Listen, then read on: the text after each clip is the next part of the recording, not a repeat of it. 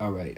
What else can I talk about? I've been moving through the Harry Cruz Gospel Singer book.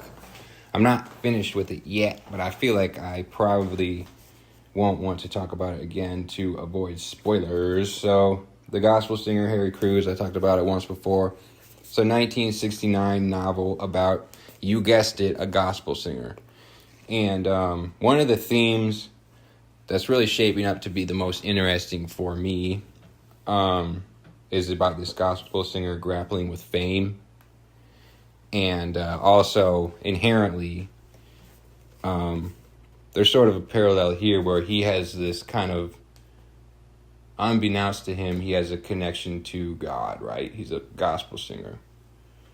And he has this power that people come from far and wide to see him, thinking that he is kind of channeling something from the heavens. And I find that to be applicable kind of to artists all over the place now. I mean, the obviously one would be like, people say Beatle fever. That's like, 50, 60 years ago at this point. But Beatle fever, the idea of people going into hysteria, people losing their minds, people basically worshiping someone because of their talents. It's actually Beatlemania, I think. I was not alive then, or perhaps I was dead and hadn't come back to life, one or the other. But that that those things happen still. People chase down celebrities and scream at them and go crazy at the sighting of them. This book is from 1969. I don't know how many more times I'm going to say that over and over, but it seems like it's important. So this gospel singer, and he's returning home to his southern small town, where word of his singing, word of his talents, has remained escalating slowly there, and people have been waiting and waiting for him to come back.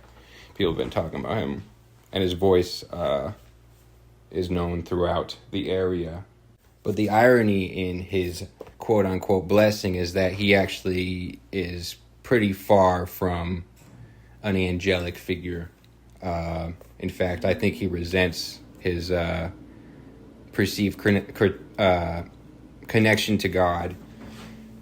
And we see him actually do very sexually perverse things throughout the entire narrative so far. That seems to be his biggest vice. But I think the thing that is worth talking about, and they've brushed over it loosely, but a lot of this book is written in dialogue, a lot of it is written in scene, so it's not like they're really reflecting from a narrational viewpoint. But I think the one question that this is talking about is whether or not talent is God-given, and whether or not a God-given talent is more so a blessing or a curse, because his talent of singing has basically blessed him with access to evil and access to I'm not trying to sound like a preacher. It's hard to talk about these subjects without using the vocabulary. So I'm not all of a sudden switching over to this is a religious podcast. It's what this book is about. But there's a rumor that spreads that basically his voice and his singing, and even him as a person, has been gifted with healing powers. Like his voice can heal people, and a touch from him can heal people. And he didn't start the rumor. It was something that people started to believe was happening when he was singing, or the rumor spread. And so that it became that this gospel singer, actually, his voice was actually literally sacred and angelic and could heal people. And so a lot of the book is about him grappling with that. And he takes advantage of his fandom more than once. I'm not sure if there's too much else to say about it because I don't want to spoil anything, but I do think it's a good examination of fame, and it's a good examination of whether skills and talents are actually God-given, because a lot of people who are the most successful seem to believe that. It's easy for people who are really successful to believe that, or who are really talented to believe that, as opposed to just thinking that it was pure luck or pure chance. But then on the other end of it, like how many people use those God-given talents as a way in towards, promiscuity or manipulating people. It's an old book, but it's talking about things that are still probably happening all the time with musicians and artists today. So I wonder if there will ever be like another phase where people really start to read this again. Or I wonder if there are any famous musicians who it's a book that's resonated with them. I don't know. You say goodbye and I say hello. Hello, hello. Because this book, although I think it's very gritty realism, and it's to the point, the language isn't necessarily overly flowery. Although if you look at the actual vocabulary used, his vocabulary is interesting, but his sentences aren't overbearing, if that makes sense. But there were a few times, and I think I had a similar issue with the Knockout Artist, where there would be like lulls, or kind of chapters would feel like they were going on too long, or I would have a hard time focusing on the middle of the book particularly.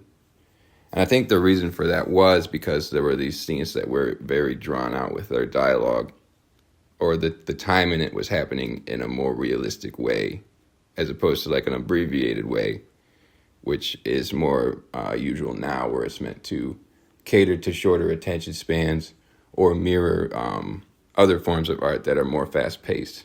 Like these scenes, they take their time.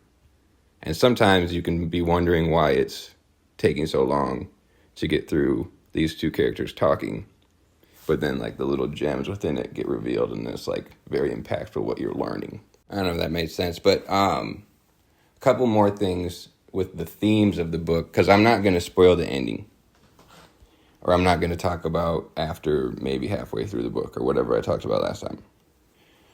But I will say with both the Knockout Artist and then also this gospel singer book, the third act of both those books kind of take readers and the hero to sort of hidden places, like hidden places that people don't want to look, or hidden places where mystery and potential evil is taking place, which is cool.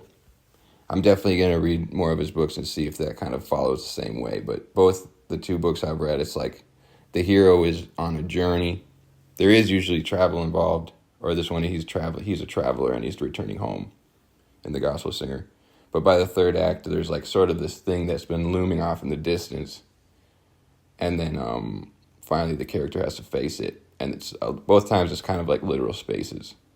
Literal spaces with literal evils or literal mysteries, literal forbidden places happening within them. Furthermore, there's another parallel happening that I forgot to note in the beginning of the book. But there's the gospel singer who has this talent. He can sing, and people find his voice even angelic, like they think that he can channel God in his voice. He almost becomes worshipped as a false idol, but then reversely, it's actually a character who's related to him. On the opposite end of things, he ends up joining the circus because he has like a giant foot. Like his foot is like over 20 feet, 20 inches long. His foot is huge, and so he's like deranged, and so he joins what they call it in the book like a freak show, what they called it back then, or like the circus or whatever. And so I think I was talking last time I talked about this book about God-given talents and like the irony of it, the paradox of it. But then this other character who has a giant foot was also given this quote-unquote God-given thing that many would see as a disability, but he himself is using it in the same exact way that the gospel singer is using his voice. Like his voice was given this thing that he was quote-unquote blessed with. Well, then on the opposite side of it, there's this character in the circus who was quote-unquote blessed with a giant foot. It's interesting. It's like almost, it's the same thing happening with different results or different public reactions. I think I'll probably read other ones. I don't know if this was my favorite. I liked the Knockout Artist more, and I don't even think people consider the Knockout Artist his best book, so I'm going to have to check out some more by him, see what else is going on with his vast bibliography.